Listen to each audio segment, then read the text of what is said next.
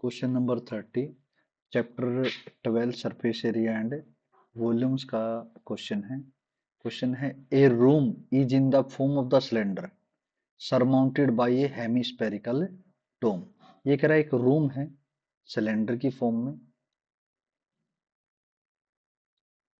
ये आपका रूम है सिलेंडर की फॉर्म में,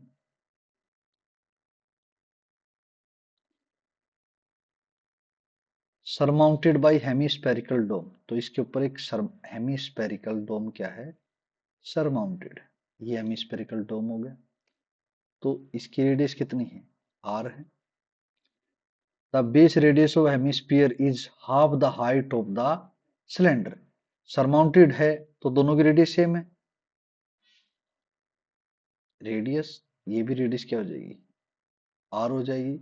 और जो इसकी हाइट है सिलेंडर की, ठीक है, ये कह रहा है the base radius of hemisphere is half the height of the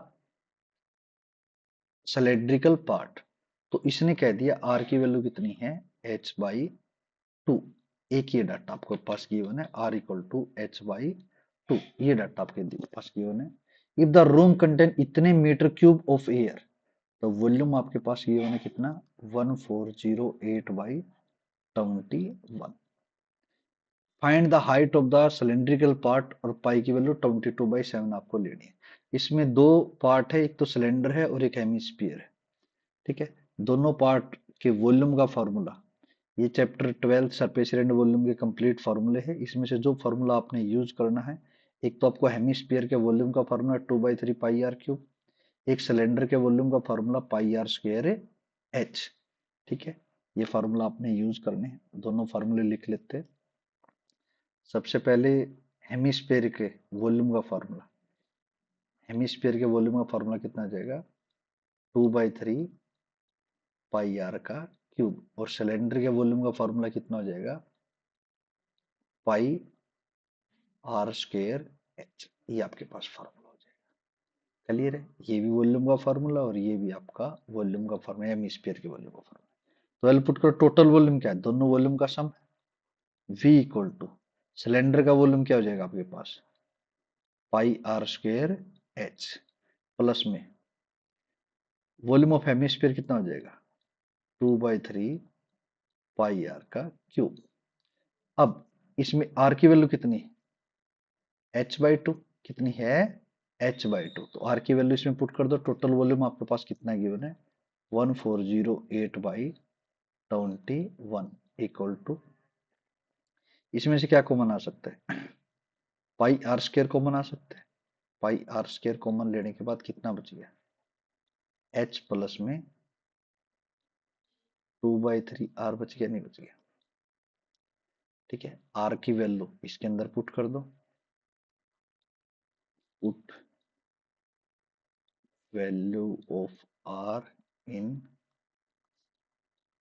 above equation, ठीक है। आर की वैल्यू आपने यहाँ से वैल्यू पुट कर दी, 1408/21 इक्वल टू पाई h/2 का whole square bracket h plus में 2/3। आर की वैल्यू कितनी पुट की आपने, h/2। 2 से 2 कैंसिल आउट हो गया, इसको थोड़ा ऊपर कर लेते हैं, ठीक है। तो आपके पास डाटा कितना आ गया, 1408 डिवाइड में 21 इक्वल टू पाई। h/2 का स्क्वायर कितना आ जाएगा, h स्क्वायर डिवाइड में 4 ब्रैकेट h प्लस में h/3। इसका एलसीएम ले लेंगे तो इसका एलसीएम कितना आ जाएगा, 1408/21 equal to pi h square by 4 bracket. LCM ले लोगे 3 आ जाएगा, 1 3 जा 3, 3 इंटू एच कितना आ जाएगा, 3h प्लस में h। ये वैल्यू आ गई 1408/21 इक्वल टू पाई h का स्क्वायर डिवाइड में 4 इंटू में 4h/3। क्लियर है। तो आपको किसकी वैल्यू निकालनी है, आपको h की वैल्यू निकालनी है। 1408/21 इक्वल टू 4 से 4 कैंसिल आउट होगा, कितना आ गया, पाई एच का क्यूब डिवाइड में 3। एच की वैल्यू निकालनी है तो पाई की वैल्यू पुट कर सकते हैं आप, कितना हो जाएगा 22/7 इंटू 3 इंटू एच की क्यूब। एच को छोड़ के सारी चीज आप क्या ले जाओगे, लेफ्ट हैंड साइड लेके जाओगे, कितना हो गया 1408/21 इंटू 7 डिवाइड में तो ऊपर जाए क्या हो जाएगा, मल्टीप्लाई में 3 मल्टीप्लाई में 22, 22 किस में आ जाएगा डिवाइड में, 22 किस में आ गया डिवाइड में, इक्वल टू कितना आ गया एच का क्यूब।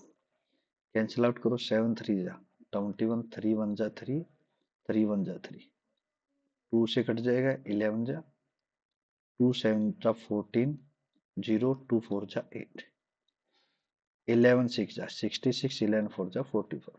तो एच की क्यूब कितनी आ गई आपके पास, एच की क्यूब आ गई 64।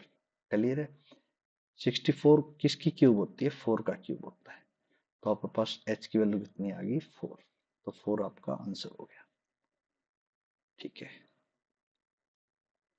तो आपके find the height of the cylindrical part, तो सिलेंड्री पार्ट की आपको हाइट निकालनी थी। तो सिलेंड्री पार्ट की हाइट आपके पास कितनी आ गई, h इक्वल टू 4 मीटर।